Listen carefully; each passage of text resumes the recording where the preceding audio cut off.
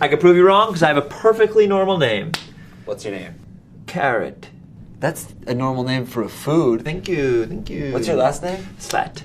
Carrot Slat? Carrot Slat. That's not normal. Why is that not normal? Do you think that's normal? Sometimes I'll go someplace and my name's not normal. But like, where are you from? I'm from Virginia.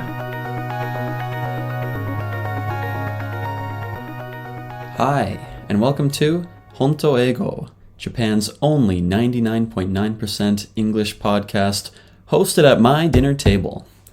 My name is Matt. I'm a Canadian living in Japan.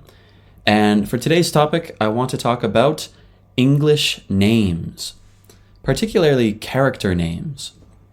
Now, the reason I thought of this topic is, if I ever bring up a Japanese name that I like to my wife or to a Japanese friend, they often tell me like, ooh, not that name. Oh, I don't like that name. They have some kind of association with the name that makes them like it or not like it. And English, of course, is the same way. There are lots of names in English pulled from around the world. And if you ask anybody, they would have an opinion on just about every name in the English language. So some names go in and out of style, right, as time goes on. So for example, the name Roy or Walter or Bob even, these names are kind of old-fashioned, right? They sound like they're from the 50s or the 60s or even before that. Some names, though, they are kind of always popular. They never lose their popularity. Timeless, you could say. For example, a lot of biblical names taken from the Bible, like Matthew, right? Like my name, Mark, Luke, John, these are names that never really go out of style for boys. For girls, from the Bible, maybe Hannah, Sarah, Rebecca, these kind of names. When it comes to translating books and movies and games and things like that, I think a lot of people don't want to translate character names because it might make it more confusing if, say, in Harry Potter, a movie and book series loved around the world, if every character had a different name in every country, it kind of breaks apart the fandom, it kind of confuses fans of that series. One example is Pokemon, right? There's like 1,000 Pokemon now, and some of them have the same names in Japanese as English. For example, Pikachu, which is a Japanese pun, right? Pika being the sound of lightning and Chu being the sound of a mouse. For the most part, though, most Pokemon names are translated and changed. Kabigon becomes Snorlax, right? He's always sleeping, so he's snoring, and he's relaxing. Therefore, his name is Snorlax. I think in books and entertainment made for children, especially, punny wordplay names, right? Names that are based on a pun, right? Wordplay. They seem pretty common, right, in children's literature. And I think, when that children's literature is translated and the names are not changed, I think some of that characterization, some of the character description is lost in translation. This occurred to me when I was watching the Harry Potter movies with my wife, right? I would ask her what she thought about the names of the characters and if they made her think of anything, right? So for example, it's most noticeable in the names of villains, right? So Severus Snape. Severus sounds like severe, as in like a very strict teacher. And Snape, right, very close to the word snake, an animal kind of associated with bad things, right? Same with the Slytherin house. Another great name is Draco Malfoy, right? What a great villain name. The name Draco is attributed to an ancient legislator in Athens, Greece, right? So the guy that wrote laws for Athens, 2,000 years ago. And, draconic laws are famous for being very strict and very harsh, the punishments if you break those laws. Also, Draco, in more, modern context, it kind of sounds like dragon or, these kind of negative, scary things. And Malfoy, right? Mal is kind of as a prefix on a word. If you put mal on the beginning of a word, it usually turns the word's meaning into bad, right? Like malicious is kind of like mean or cruel, right? In French, mal means bad, right? And foy, I guess foy kind of sounds like foil, right? To foil someone is to kind of get in their way or to stop them, right? You foiled my plan. So Malfoy, he's kind of always getting in the way of the good characters. Another British writer who has great descriptive character names is Roald Dahl. Roald Dahl is the author of Charlie and the Chocolate Factory and the BFG, The Big Friendly Giant, and Matilda, and a whole bunch of other great books for children, right? So looking at Charlie and the Chocolate Factory, again, we have descriptive villain names. For example, the bad kids, right, that tore the chocolate factory. They go to Willy Wonka's factory. You have, Augustus Gloop, right? His family name Gloop.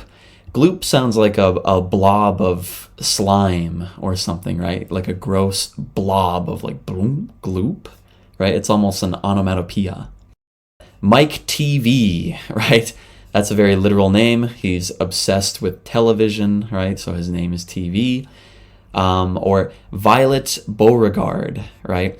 Her name sounds a little bit elitist, right? The fact that she has this kind of European-sounding last name, and the fact that she's named after a beautiful flower, it sounds like her parents are kind of perfectionists, right? Not to mention her name's Violet, and she turns blue in the story. For other Roald Dahl books, right? Let's say in Matilda, right? Matilda's family name is Wormwood, right? And her parents are kind of these awful people, right? So Wormwood is really an unpleasant sounding name, right? Not a real name, of course. I've never met a real person named Wormwood. Maybe they're out there. I don't know.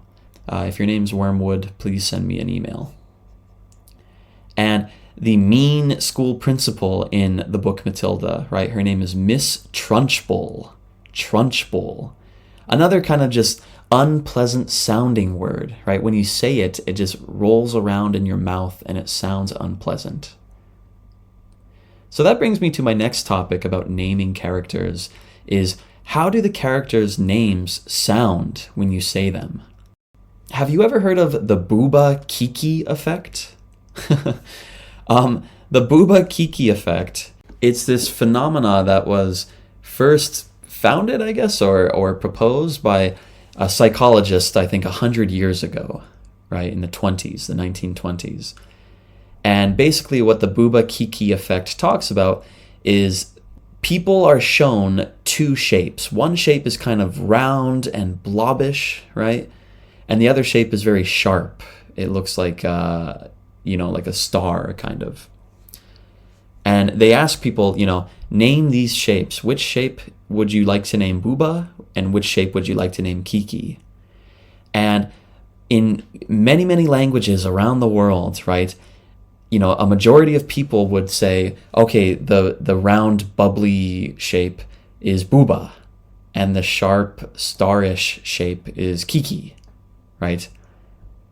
Why is that even in different languages that we associate Booba with something round and Kiki with something sharp? It could be to do with the shape of our mouth as we say the words, right?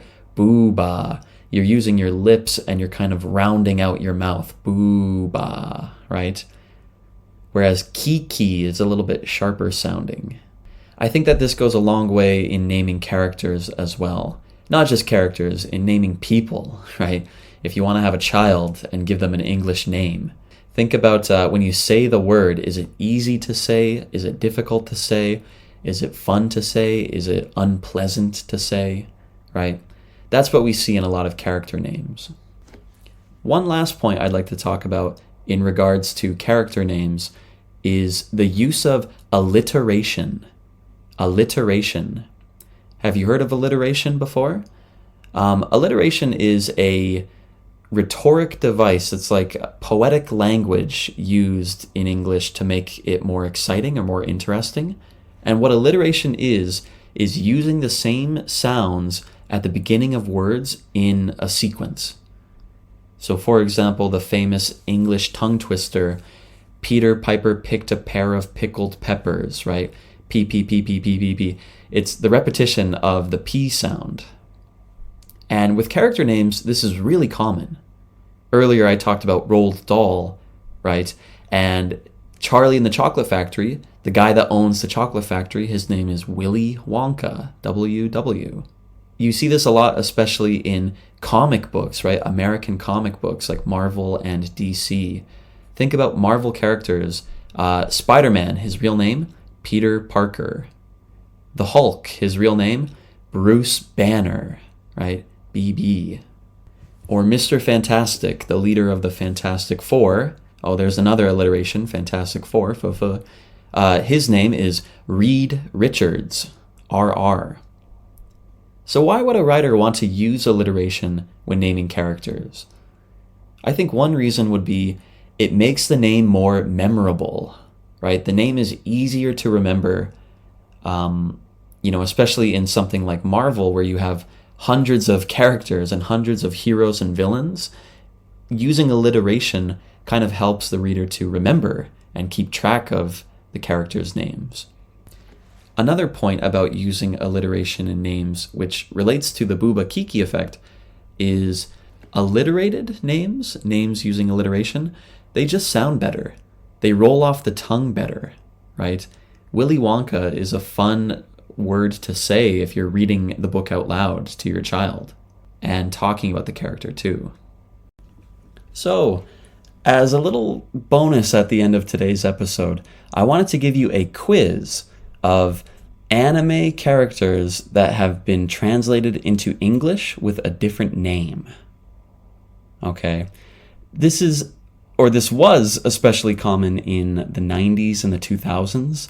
Nowadays, I think anime is very popular and people have kind of accepted Japanese names now. But back then, maybe they thought that the Japanese names were too difficult to pronounce or too difficult to remember. So they often changed them into easier, more relatable English names. So I'll tell you the English name and then you guess who the Japanese character is. First up, we have Jimmy Kudo. Jimmy Kudo. Can you guess who it is? Shinjitsu wa itsumo hitotsu. That's right, it's Meitante Conan. Right, Shinichi Kudo becomes Jimmy Kudo.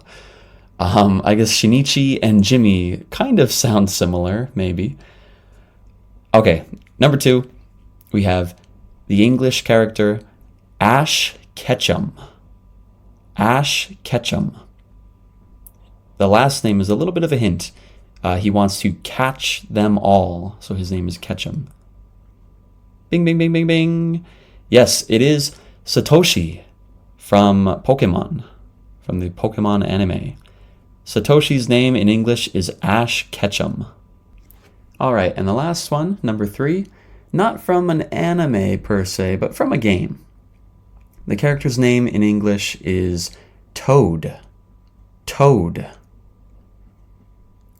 And the hint there, or the joke there, is a toadstool is a type of mushroom, a toadstool. The character is, in Japanese, Kinopio. That's right, Kinopio in English is Toad. This is one of the cases where I think the Japanese name is much, much better and much cuter, right? Kinopio sounds kind of like Pinocchio, right? It has a really cute ring to it. Anyway, are there any English names that you like? Are there any characters in literature or in movies or in games with names that you love? You can let me know by messaging me on Instagram at hontoegopod, Honto, honto, ego, eigo, pod, pod, as in podcast, hontoegopod at Instagram. Or you can email me at hontoego@gmail.com. That's it for today's episode. And next time you read a character's name or next time you hear a character's name, roll it around in your mouth and see how it feels. Think about where it might come from. Thanks, and best of luck in your studies. Bye now.